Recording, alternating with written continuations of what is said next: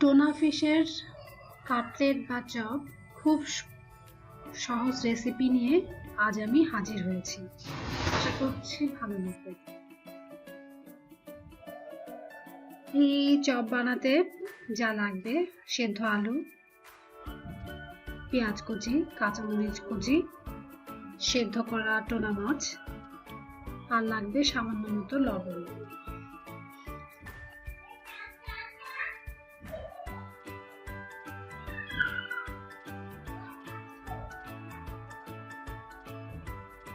দেখিয়ে দিচ্ছি টুনা মাছ সেদ্ধ করার প্রক্রিয়াটা। প্রথমে আমি একটি হাঁড়িতে 4 পিস মাছ নিয়েছি। সামান্য একটু পানি দিয়ে দিলাম সেদ্ধ করার জন্য।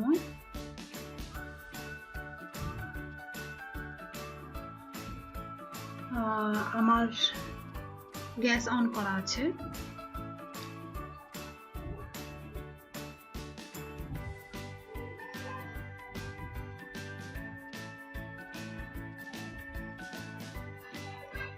এই সেদ্ধ করা অবস্থায় আমি এখানে দিয়ে দিব সামান্য লবণ।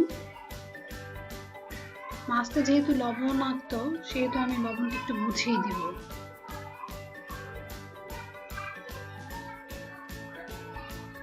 আর দিব কালো গোলমরিচের গুঁড়ো,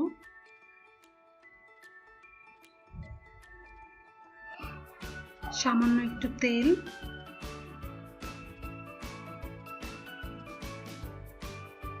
তারপর আমি ঢাকনা দিয়ে সিদ্ধ করতে থাকবো। আর মাঝে মাঝে ঢাকনা উঠিয়ে নেড়ে চেড়ে দিব।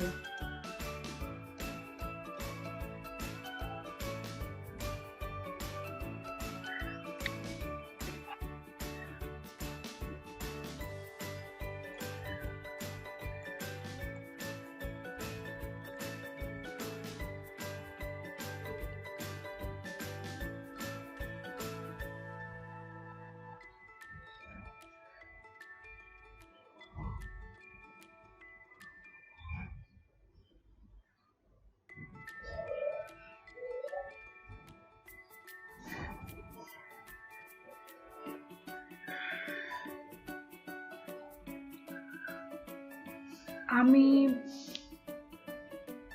মাছের সেদ্ধ করা পানিটা হাঁড়িতেই শুকিয়ে ফেলবো। সেজন্য মাঝে মাঝে ঢাকনা উঠিয়ে নাড়বো। শেষের দিকটায় ঢাকনা খুলে পানি শুকিয়ে নেব।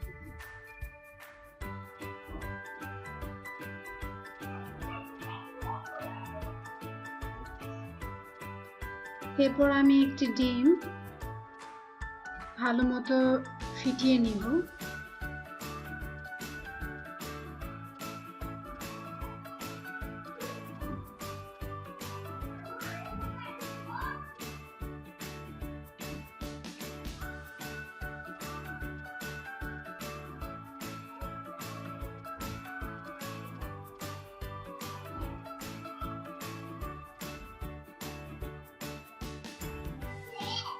এরপর আমি সমস্ত উপকরণ, পেঁয়াজ কুচি, ধনেপাতা কুচি, কাঁচামরিচ কুচি, সেদ্ধ করা মাছ, সেদ্ধ আলু ভালো মতো চটকে নেব।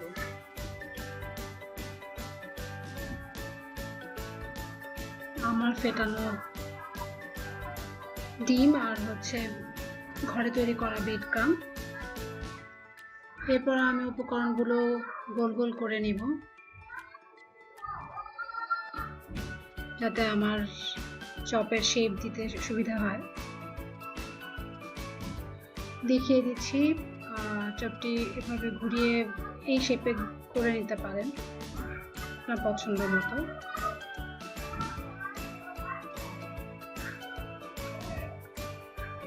মোটামুটি আমার চপ তৈরি হয়ে গিয়েছে। আরেকটি দেখিয়ে দিচ্ছি।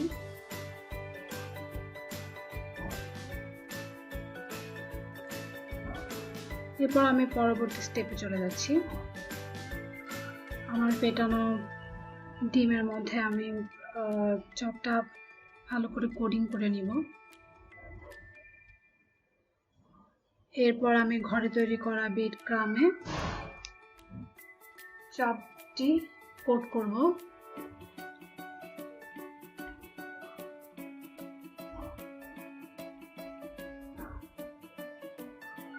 আমার সবগুলো চপ কোট করা হয়ে গিয়েছে। এবার আমি বক্সে উঠিয়ে রাখলাম। আধা ঘন্টার জন্য আমি নর্মাল ফ্রিজে রাখবো। চাইলে আপনি বাইরেও রেখে দিতে পারেন সেট হওয়ার জন্য। এই তো হয়ে গিয়েছে আমার চপ।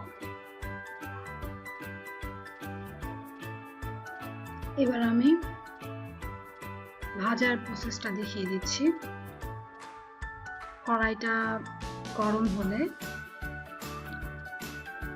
তার মধ্যে আমি তেল দিয়ে দিব। আমি চপ দিয়ে দিলাম। এবার গোল্ডেন করে ভেজে নেব।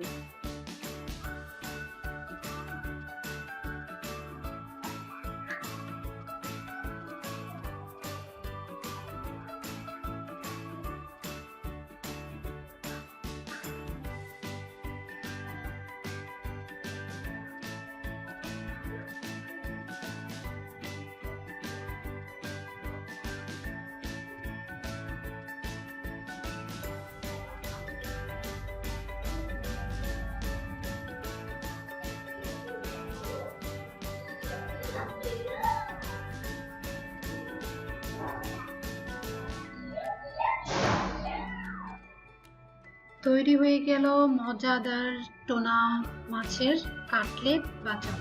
আশা করছি আপনারা খুব সহজভাবেই ঘরে তৈরি করতে পারবেন। ভালো লাগলে অবশ্যই সাবস্ক্রাইব করবেন, লাইক করবেন, কমেন্ট